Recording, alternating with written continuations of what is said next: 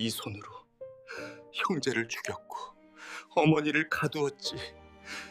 이것이 내가 선택한 길이었다. 제주도에는 광해우라는 전설이 있습니다. 음력 7월 1일 무렵이면 내리는 비를 사람들은 이렇게 불렀죠. 억울한 왕의 눈물이 비가 되어 내린다고요. 그 왕은 묘호도 시호도 없이 그저 광해군이라는 이름으로만 역사에 남았습니다.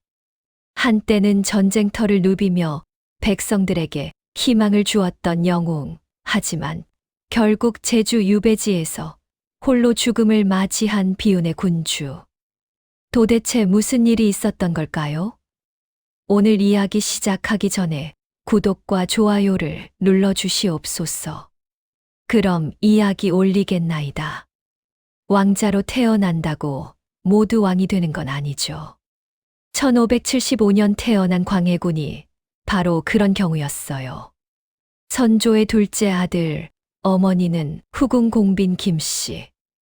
위로 형 임해군이 있었고 적자도 장자도 아닌 그저 그런 왕자 중 하나였을 뿐입니다. 운명은 가혹했어요. 3살 때 어머니가 세상을 떠났거든요. 게다가 공빈 김씨는 죽기 전 이미 왕의 총애를 잃은 상태였죠. 어린 광해군에게 남은 건 어머니에 대한 희미한 기억뿐. 정비의 왕후가 보살펴 주었지만 친어머니의 빈자리는 채울 수 없었어요. 그 그리움이 얼마나 깊었는지 훗날 왕이 된 광해군은 대신들의 반대를 무릅쓰고 어머니를 공성왕후로 추존했습니다. 광해군의 총명함을 보여주는 일화가 전해져요. 선조가 왕자들의 지혜를 시험하고자 여러 질문을 던졌다고 하죠. 어떤 것이 가장 중요한지, 무엇이 가장 아쉬운지 같은 것들이었어요. 다른 왕자들이 자기 취향대로 답할 때 광해군은 본질을 꿰뚫는 대답을 내놓았다고 합니다. 모든 것의 근본이 되는 것, 그리고 어머니에 대한 그리움을 말했죠. 모친을 일찍 여윈 것이 가장 마음 아픕니다. 선조는 그 총명함을 인정했지만 쉽게 세자를 정하지 못했어요. 반계로 왕위에 오른 자신의 콤플렉스 때문이었죠. 장남 임해군은 포악해서 불가능했고 광해군이 적합했지만 후궁의 아들을 세자로 삼는다는 게 내키지 않았던 겁니다. 그렇게 광해군은 아버지의 눈치를 보며 살아가야 했어요.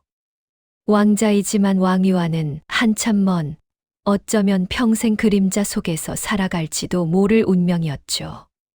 그런데 누가 알았을까요? 전쟁이 그의 운명을 완전히 바꿔놓을 거라는 거요. 때로는 위기가 기회가 되기도 하는 법이니까요. 1592년 4월, 조선을 뒤흔든 사건이 터졌죠. 임진왜란입니다. 일본군의 기세는 무서웠고 한양은 순식간에 함락 위기에 놓였어요. 선조는 급히 피난을 결정했고 그 와중에 광해군을 세자로 책봉했습니다. 6월 8일의 일이었죠. 화려한 의식도 없이 서둘러서요. 선조는 의주까지 피난을 갔어요. 심지어 요동으로 망명하겠다는 말까지 나왔습니다. 백성들은 왕이 자신들을 버렸다고 생각했고 조정은 혼란 그 자체였어요. 이때 신하들이 묘안을 냈습니다. 분조를 만들자고요. 세자가 별도로 조정을 구성해서 전란을 수습하자는 거였죠. 선조는 광해군에게 강계로 가라고 명령을 내렸어요. 안전한 곳으로 피하라는 뜻이었습니다. 그런데 광해군은 예상을 깨는 결정을 내렸어요. 남쪽으로 향한 겁니다. 왜군이 있는 위험한 전선 쪽으로요. 18세 청년이 내린 용기 있는 선택이었죠. 여러분이 그 나이였다면 어떤 선택을 하셨을까요? 광해군은 평안도와 강원도 일대를 순회했어요. 궁궐의 화려함은 온데간데 없이 민가에서 잠을 청했고 때로는 하늘을 이불 삼아 노숙도 했죠. 한여름 장마가 쏟아져도 발걸음을 멈추지 않았습니다. 의병을 규합하고 흩어진 군량을 모으고 백성들의 마음을 다독였어요. 당시 기록을 보면 백성들의 반응이 놀라웠다고 해요. 왕이 어디 있는지도 모르던 절망 속에서 세자가 직접 찾아왔다는 소식만으로도 희망을 되찾았다고 하죠. 감격에 눈물을 흘리는 이들이 있었고 곳곳에서 의병이 일어나 왜적에 맞섰습니다. 세자께서 우리를 잊지 않으셨다. 이 한마디가 얼마나 큰 힘이 되었을까요? 절망 속에서 희망의 불씨를 되살린 18세 청년. 7개월간의 분조 활동이었지만 그 영향력은 대단했어요. 전세를 역전시키는 데 결정적인 역할을 했거든요. 도망갔던 관리들도 다시 돌아왔고 조정의 명령이 다시 힘을 얻기 시작했죠. 백성들에게 광해군은 진짜 영웅이었습니다. 하지만 이 영웅의 탄생이 오히려 화근이 될 줄은 아무도 몰랐어요. 영웅이 되면 모두가 좋아할 거라고 생각하시나요? 안타깝게도 현실은 달랐어요.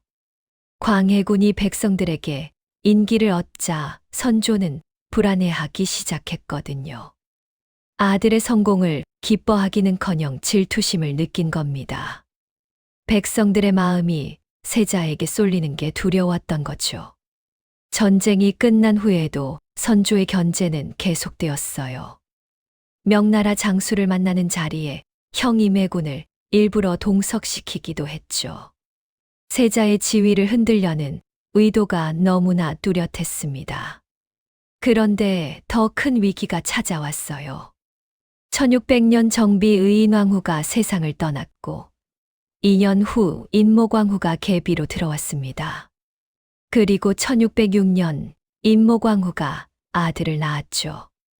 영창대군. 적자였어요. 선조는 무척 기뻐했어요. 일부 신하들은 노골적으로 영창대군을 세자로 삼자고 주장하기 시작했죠. 드디어 적자가 태어났으니 세자를 바꾸어야 하지 않겠습니까? 광해군에게는 악몽 같은 상황이었습니다. 전쟁터에서 목숨 걸고 나라를 구했는데 이제 그 자리마저 빼앗길 위기에 처한 거예요. 설상가상으로 명나라는 광해군의 세자 책봉을 무려 5번이나 거부했어요. 장자가 아니라는 이유였죠. 심지어 차관을 보내서 임해군의 병이 진짜인지 확인하겠다며 수모까지 주었습니다. 장자도 아니고 적자도 아니라는 것. 이것은 광해군에게 평생 지울 수 없는 상처로 남았어요. 아무리 능력이 있어도 아무리 업적이 뛰어나도 그 출신만큼은 바꿀 수 없었으니까요. 광해군은 숨죽이며 살았어요. 입 조심하고 몸을 낮추고 조심 또 조심했죠. 한순간의 실수로 모든 게 무너질 수 있다는 걸 너무나 잘 알고 있었거든요. 1608년 2월 드디어 선조가 승하했어요. 재위 41년 만이었죠. 그런데 선조는 끝까지 후계자를 명확히 정하지 않았습니다. 권신 유영경은 영창대군을 옹립하려고 선조의 교지를 몰래 숨기기까지 했어요. 결국 인모광후가 언문 교지로 광해군의 즉위를 인정했죠. 정말 겨우 왕위에 오른 33세의 광해군. 하지만 명나라는 또다시 왕 책봉을 거부했습니다. 이 불안감이, 이 트라우마가 훗날 광해군을 파멸로 이끄는 씨앗이 되었어요. 왕관을 썼지만 그의 마음은 늘 불안으로 가득 차 있었으니까요. 왕이 된 광해군은 처음에 정말 잘하려고 애썼어요. 남인의 이원익을 영의정으로 삼았고 서인과 남인 모두에게 중요한 자리를 나눠줬죠. 당파 싸움을 줄이려고 노력했습니다. 대동법을 시행해서 백성들의 세금 부담을 덜어줬어요. 전쟁으로 불타버린 사고를 다시 정비하고 중요한 서적들을 간행했죠. 동의보감이 완성된 것도 이 시기였어요. 전후 복구에도 힘을 쏟았고요. 특히 외교에서는 탁월한 능력을 보였습니다. 명나라와 후금 사이에서 중립 외교를 펼쳤거든요. 1619년 명나라가 후금을 치러 가면서 조선에 원병을 요청했을 때 광해군은 강옥립 장군에게 밀지를 내렸어요. 상황을 보아 분리하면 항복하라. 명분보다 실리를 택한 현명한 판단이었죠. 이 정책 덕분에 광해군 재위 기간 동안 후금의 침략은 한 번도 없었어요. 하지만 광해군에게는 치명적인 약점이 있었어요. 바로 불안감이었죠. 어렵게 왕위에 올랐기에 늘 불안했습니다. 형 임해군, 이복 동생 영창대군, 계모 임목대비. 이들은 언제든 자신을 위협할 수 있는 존재들이었어요. 문제는 광해군을 옹립한 대북파가 이 불안을 부채질했다는 거예요. 이첨을 비롯한 대북파 신하들은 왕의 두려움을 이용해 정적을 제거하기 시작했죠. 1609년 임해군이 교동으로 유배되었고 얼마 후 의문사했어요. 광해군이 직접 명령했는지 아니면 신하들이 독단적으로 행한 것인지는 불분명합니다. 하지만 결과적으로 광해군은 형제 살해의 책임을 떠안게 되었죠. 1613년 개축옥사는 더 충격적이었어요. 대북파는 영창대군을 옹립하려는 영모가 있다며 대대적인 숙청을 벌였습니다. 겨우 8세 어린아이였던 영창대군이 강화도에 갇혔고 이듬해 겨울 그곳에서 목숨을 잃었어요. 광해군은 멈출 수 있었을까요? 아니면 이미 대북파에게 끌려가고 있었던 걸까요? 1618년 광해군은 결국 선을 넘고 말았어요. 계모 임목대비를 폐위한 겁니다. 서인으로 강등시켜 서궁에 가뒀죠.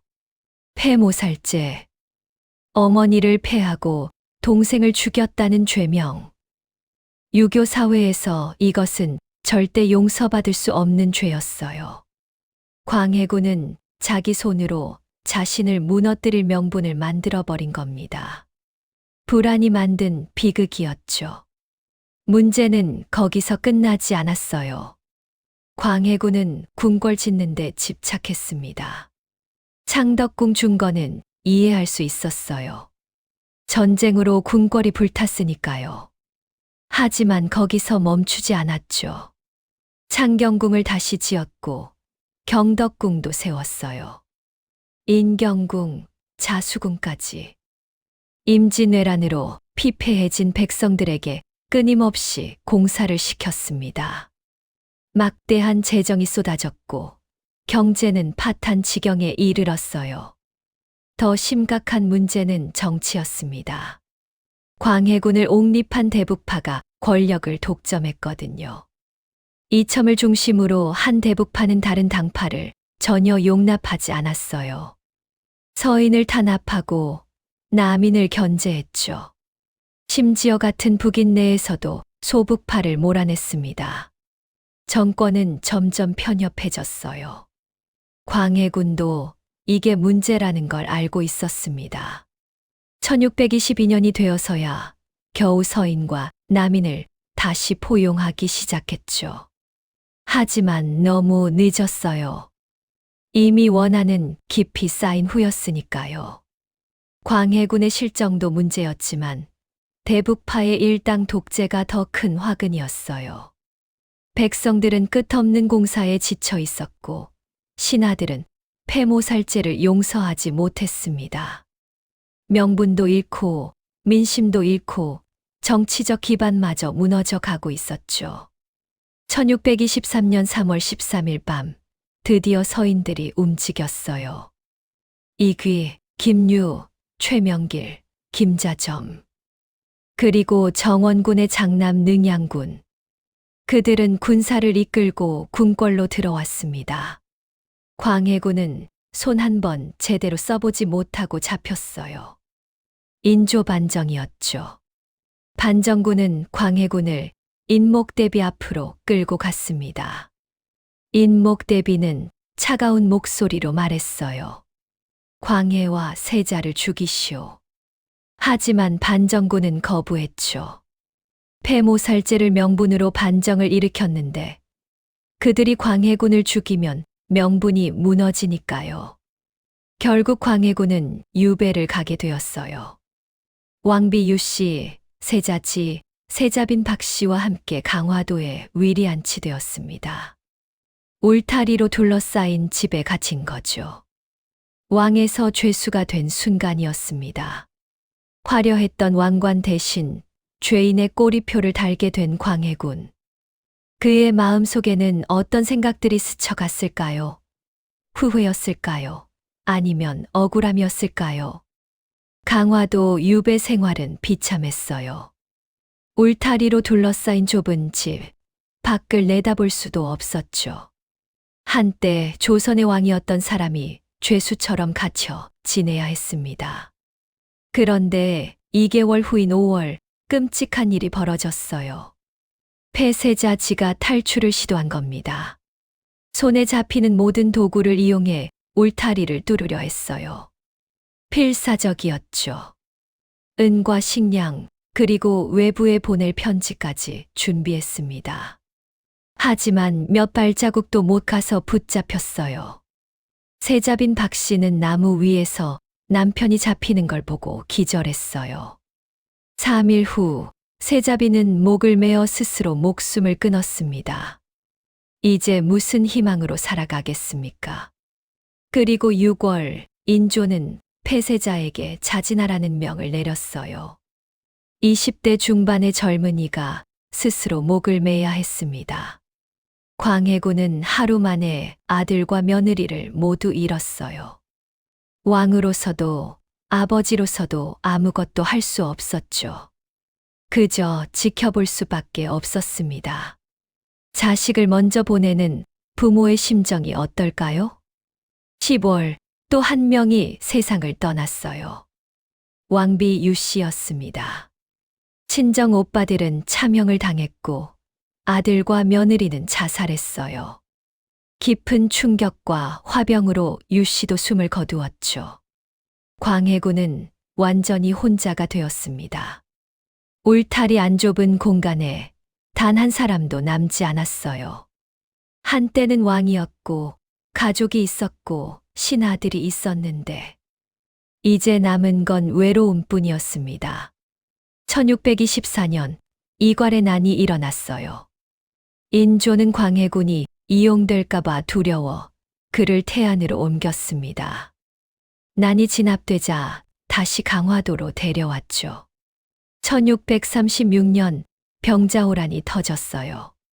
후금이 광해군을 내세우며 침략했습니다. 전왕 광해군의 원수를 갚겠다는 명분이었죠. 인조는 남한산성에 갇혀 항복했고 삼전도에서 굴욕을 당했어요.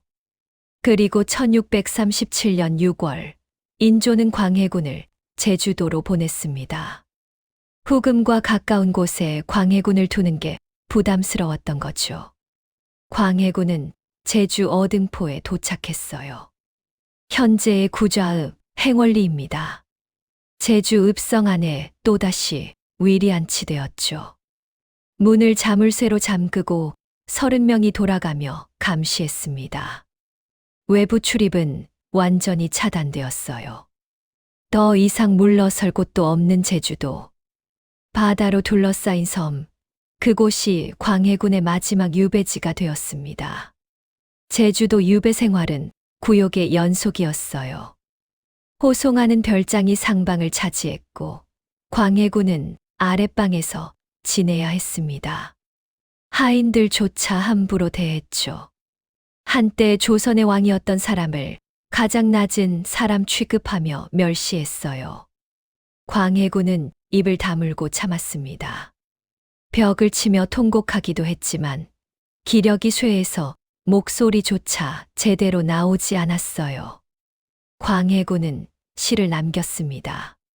풍취비우과 성도 장기후운 백청루 창이노돌이 방마 벽산 수색대 청추 비바람이 치는 척박한 유배 생활 하지만 푸른 바다와 가을빛 산의 아름다움.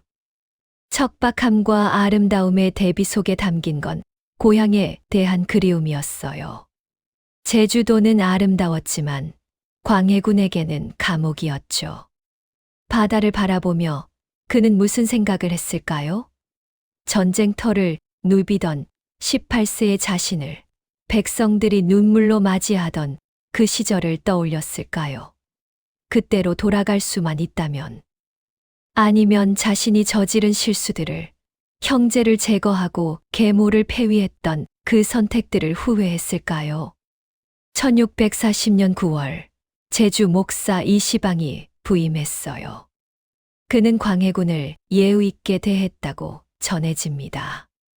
유배된 지 3년이 지난 뒤였죠. 1641년 7월 1일 광해군은 67세의 나이로 세상을 떠났습니다. 유배 온 지 4년 만이었어요. 폐위된 후로는 18년을 더 살았죠. 광해군이 죽자 제주 목사 이시방이 집 안으로 들어갔어요. 하인 한 명이 혼자서 염을 하고 있었다고 합니다. 곁을 지켜줄 사람 하나 없이 외롭게 죽어간 거예요. 인조는 예조 참의를 제주에 파견해서 시신을 수습하게 했습니다. 광해군의 시신은 남양주로 옮겨졌어요. 그가 유언으로 남긴 대로 어머니 공빈 김씨의 묘에 묻혔습니다. 광해군의 묘는 화려하지 않아요. 능이 아니라 묘입니다. 왕의 격식이 아니라 왕자의 무덤이에요. 폐위되었기 때문이죠. 묘호도 없습니다. 시호도 없어요. 그저 광해군, 왕자 시절의 봉호로만 불립니다. 조선 역사에서 연산군과 함께 단 둘뿐인 묘호도 시호도 받지 못한 왕이죠. 제주도에는 지금도 광해우라는 전설이 있습니다. 음력 7월 1일 무렵이면 제주도에 비가 자주 온다고 해요. 사람들은 그것을 광해우라고 불렀습니다. 억울하게 죽은 왕의 한이 비가 되어 내린다고 믿었던 거죠. 광해군에 대한 평가는 시대마다 달랐어요. 조선 시대 내내 그는 폭군이자 패륜자였습니다. 인조의 후손들이 왕위를 이었기 때문에 광해군을 재평가하는 건 불가능했거든요. 인조 반정의 정당성을 부정하는 게 되니까요. 그런데 1933년 일본 학자 이나바 이와키치가 광해군의 외교 정책을 긍정적으로 평가하면서 새로운 시각이 나타났어요. 실리 외교, 중립 외교를 펼친 현명한 군주라는 거죠. 정묘오란과 병자오란을 겪으면서 사람들은 깨달았습니다. 광해군의 외교가 옳았다는 거요. 만약 광해군이 계속 왕이었다면 조선은 그 치욕을 겪지 않았을지도 모른다고요. 현대에 들어와 광해군은 재조명되고 있어요. 대동법을 시행하고 동의보감을 완성하고 전후 복구에 힘썼던 업적들이 인정받고 있죠. 물론 폐모살제와 궁궐공사, 정치적 실정은 여전히 비판받습니다. 하지만 단순한 폭군이 아니라 복잡한 역사적 인물로 이해되고 있어요. 광해군의 삶을 돌아보면 많은 걸 느끼게 돼요. 그는 영웅이 될 수 있었습니다. 18세의 분조를 이끌며 나라를 구했을 때 그는 진짜 영웅이었어요. 백성들이 눈물을 흘리며 감격했을 때 그는 희망이었죠. 만약 그때 죽었다면 역사는 그를 어떻게 기억했을까요? 아마도 충무공 이순신처럼 위대한 영웅으로 남았을 거예요. 하지만 역사는 그에게 왕관을 씌웠고 그 왕관은 그를 짓눌렀습니다. 서자 출신, 차남, 명나라의 거부, 계모와 이복 동생의 존재. 이 모든 게 광해군을 불안하게 만들었어요. 아버지 선조에게 받은 상처도 그를 병들게 했죠. 만약 광해군이 그 불안을 극복했다면 어땠을까요? 만약 폐모살제를 하지 않았다면? 만약 대북파의 독재를 막았다면? 역사에 만약은 없지만 그래도 생각하게 됩니다. 조금만 더 포용력이 있었다면, 조금만 더 자신감이 있었다면, 그는 명군으로 남았을지도 몰라요. 광해군이 남긴 가장 큰 교훈은 무엇일까요? 아마도 불안과 두려움이 사람을 어떻게 파괴하는지 보여주는 거예요. 능력이 있어도, 업적이 있어도, 불안이 마음을 지배하면 파멸로 이어지니까요. 또 하나 중요한 교훈이 있습니다. 명분의 힘이에요. 광해군의 외교는 실리적으로 옳았어요. 하지만 명분이 없었죠. 폐모살제는 더 심각했고요. 유교 사회에서 이것은 용서받을 수 없는 죄였습니다. 아무리 실리가 있어도 명분을 잃으면 권력은 무너지니까요. 오늘날 남양주에 가면 광해군의 묘를 볼 수 있어요. 소박하지만 품이 있는 무덤입니다. 능이 아니라 묘. 그 앞에 서면 생각하게 돼요. 영웅에서 죄인으로 떨어진 한 남자의 삶을, 왕관이 주는 영광과 무게를, 역사가 내리는 심판의 냉혹함을요. 광해군. 그는 완벽한 영웅도 완전한 악인도 아니었습니다. 그는 그저 인간이었어요. 능력도 있고 약점도 있고 불안도 있고 야망도 있는 복잡한 인간이었죠. 그리고 그 복잡함이 그를 영웅에서 죄인으로 만들었습니다. 이 이야기가 마음에 드셨다면 구독과 좋아요, 알림 설정 부탁드리옵니다. 댓글로 여러분의 생각을 나누어 주시옵소서.